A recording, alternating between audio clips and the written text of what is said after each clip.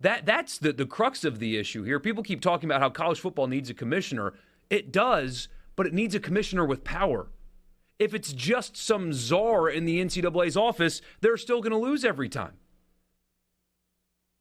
And people are so afraid of making the athletes employees, and I understand why, because it ruins the essence of the sport or whatever. But what you do when you make them employees is you can then regain control.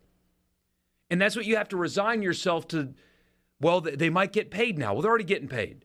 But if you just cut bait and do what the courts are telling you to do, you can get control back.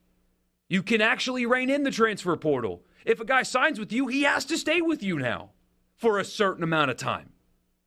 Instead of hitting the portal in January and then looking again in May. And then if the season doesn't go well, he can go back in December and then maybe go back in May if he wants to. But are we, again, I'll go back to the question that I've asked before. Are we sure that it doesn't work? I mean, like free markets fix themselves. Like the market wins. The people that play the game the best, that are the smartest, that are the most efficient, they handle it.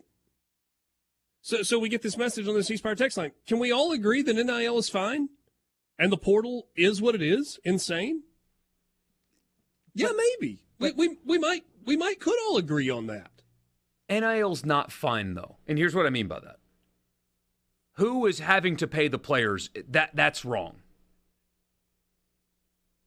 If the Saints but you're not forced to do that. Nobody is forcing donors and boosters to donate. But schools are asking their donors and their boosters to do this. They're not forced to do it, but if they don't do it, they lose. Well, okay. So there's a cost of winning. But it shouldn't come at the cost of average Joe fan. That's what's wrong with it. It's because we say it all the time. Yeah, but you shouldn't have to pay more because the cable company and the cable provider are in a squabble over what the rate should be. But guess what? At the end of the day, you're going to have to pay more because you want to watch the product, whatever the product is. Joe Fan was already paying for it, by the way. Joe Fan was already paying for it. Not like Joe Fan this. was already making under the table stuff happen, and then on top of that, Joe Fan was buying tickets. Everything, all the money the universities get.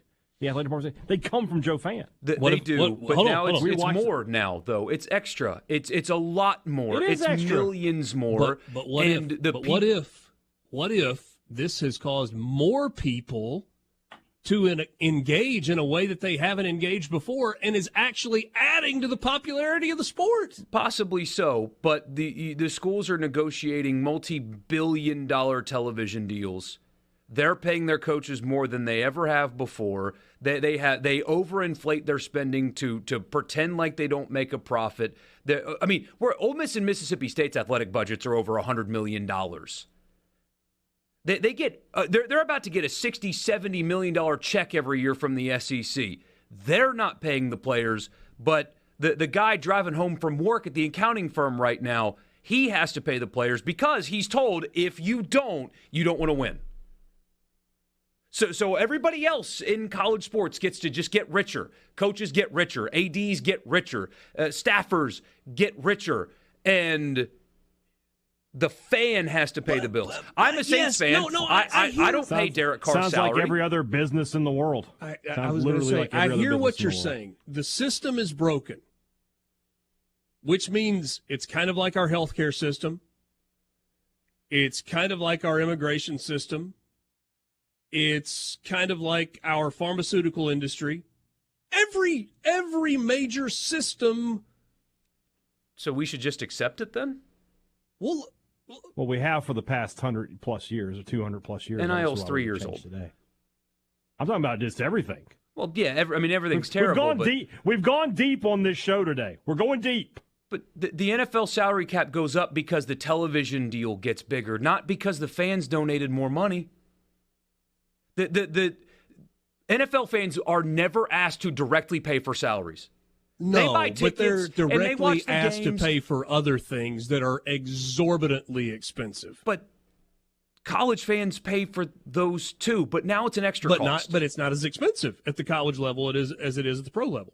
Try to buy Dallas Cowboys season tickets in comparison to Mississippi State tickets. But the Cowboys fans are not told, if you don't donate money to this fund, you don't want to win. A Cowboys fan that can't afford season tickets is not being shamed into giving money because you got to pay Dak Prescott.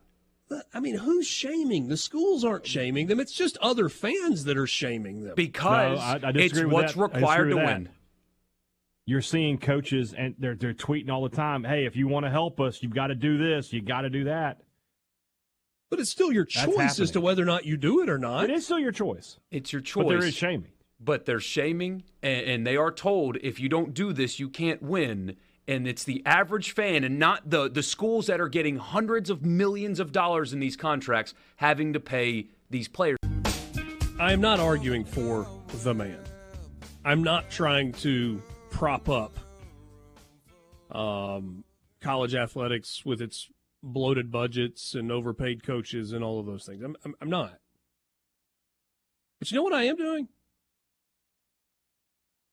I am saying that the school where my allegiance lies, the University of Mississippi, where I grew up a fan, went to school, have a degree, my kids love going to games. You know what's more fun than anything when it comes to watching your team? It's not a complicated answer. This is not a trick question. Hey, Dad, what's the most winning? Yes. There is nothing more fun than going to a game and the team that you are cheering for winning, finishing in first place in that day's contest. And you know what? Finally, State and Ole Miss, we can agree on something. We can agree on this. And I think there's an argument to be made that the system that we currently have in place, while broken or at least flawed, maybe unsustainable, I don't know. Just describe it however you want to. I can make you the argument, because of what I just saw and what I'm expecting, that Ole Miss is in a position to win more than at any point in my lifetime. And so I'm not quite as hell-bent on this system has to change as a lot of people are, because I like winning. Well, it's a different conversation, right? It's really not. But it's really not. I don't think it's right that average Joe Ole Miss fan has had to pay the salary of their quarterback. However, because that is the system that is in place, if you take advantage of it, you can change your circumstances. Both of those things can be true at the same time. And Ole Miss fans and the collective at large deserve a ton of credit for being willing to do what it takes to assemble a roster that can be nationally competitive in 2024.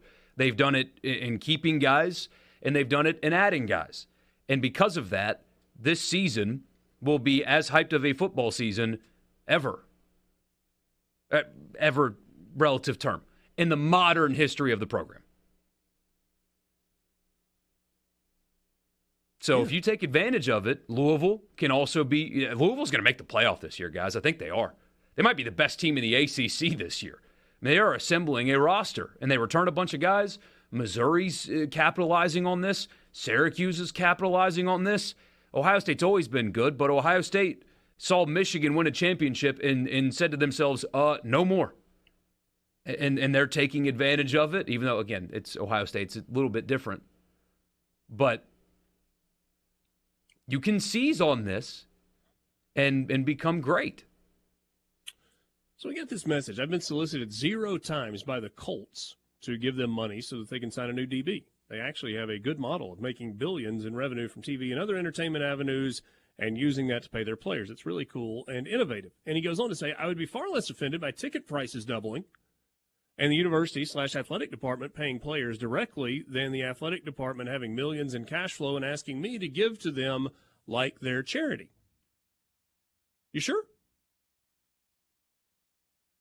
Like, I'm not being flippant when I say that. You're sure about that?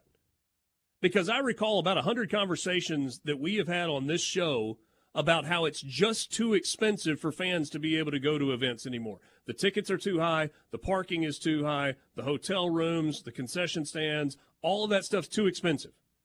Not to mention the donation that goes along with whatever seat you want and all of those things. So you're telling me I would be less offended by all of those things doubling and them not asking me to help fund a roster. Here's the difference. You have an option to help fund a roster. If all of those prices double, you have an option. You can go or not go, but if you want to go, you don't have an option. You have to pay that price. You can still go at the current prices and opt out of donating to a collective.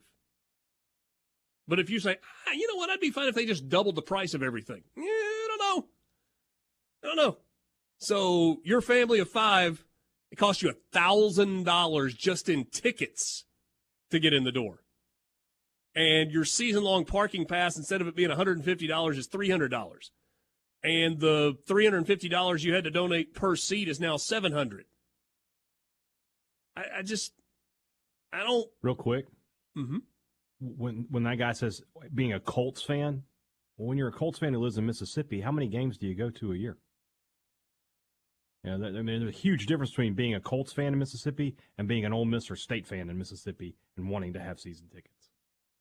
That's right. It's sort of an apples and oranges kind of thing. Yeah.